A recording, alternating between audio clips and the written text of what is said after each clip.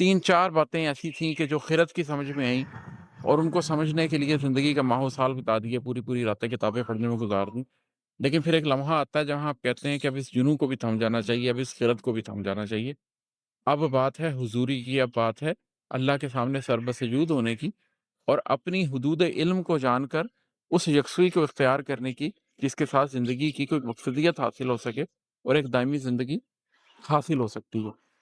میں یہ نہیں کہہ رہا کہ جنون نہیں ہونا چاہیے، خرد نہیں ہونا چاہیے، یہ زندگی کے سیکھنے کے مراحل ہیں۔ آپ کو زندگی میں 20s میں 30s میں ان سے گزرنا چاہیے۔ اگر 20s میں بھی کسی نے جنون اختیار نہیں کیا، اگر لائف کے 30s میں بھی کسی نے خرد اختیار نہیں کی،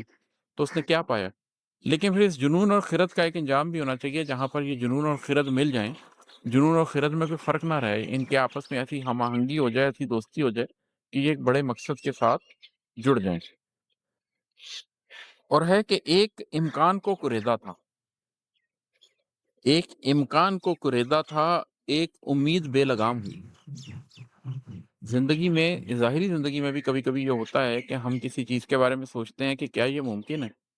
اور آپ ایک امکان کو تھوڑا سا کریدتے ہیں۔ کوئی چھوٹا سا بچہ ہوتا ہے اور وہ یہ صرف یہ بھی سوچتا ہے کہ میں ایک کرکٹر بننا چاہتا ہوں، تو وہ ایک امکان کو کرید رہے ہوتے ہیں اور اس کے ماں باپ اس کو ایک کرکٹ اکیڈمی میں داخل کرا دیتے ہیں۔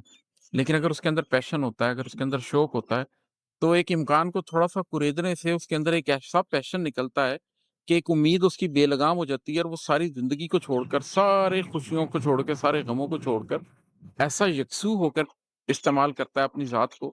کہ وہ اس کے پیچھے جنون اختیار کر لیتا ہے اور آخرکار اپنی منزل کو پا لیتا ہے۔ یہ زندگی کے حقیقی مقاصد کے ساتھ بھی ہوتا ہے۔ کسی کیریئر کو اپنا لینا، کسی کھیل کو اپنا لینا، کسی ایجوکیشن کو اپنا لینا زندگی کا حقیقی مقصد نہیں ہے۔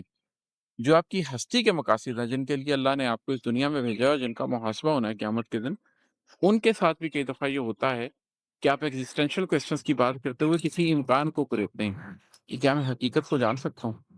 کیا میں کسی حد تک سرفس بھی سکریچ کر سکتا ہوں معاملات کی ماہیت کو سمجھنے کا، معاملات کی حقیقت کو سمجھنے کا، چیزوں کو ویسا دیکھنے کا جیسی کہ وہ ہیں، نہ کہ جیسی کہ وہ نظر آتی ہیں؟ اور بس وہ سرفس کو تھوڑا سا سکریچ کرنے کی دیر ہوتی ہے کہ وہ جو آپ نے امکان کریدا ہوتا ہے، اس کے نتیجے میں ایک ایسی چنگاری بھڑک اٹھتی ہے کہ ایک امید آپ کے اندر اٹھتی ہے، اور پھر وہ امید بے لگام ہو جاتی ہے۔ پھر آپ اپنی پوری زندگی اپنے سارے جنون اور اپنے سارے شدت کے ساتھ اسے ایک امید کے پیچھے چلتے رہتے ہیں کہ میں نے حقیقت کو مانا ہے، میں نے حقیقت کے پردوں کو کسی طریقے سے چاک کرنا ہے، میں نے اس حقیقت تک پہنچنا ہے جس حقیقت تک پہنچنے کی خاطر اللہ نے مجھے پیدا کیا ہے کہ کیا تم اس حیوانی وجود میں رہتے ہوئے بھی روحانی حقیقتوں کو سمجھ سکتے ہو کہ نہیں سمجھ سکتے؟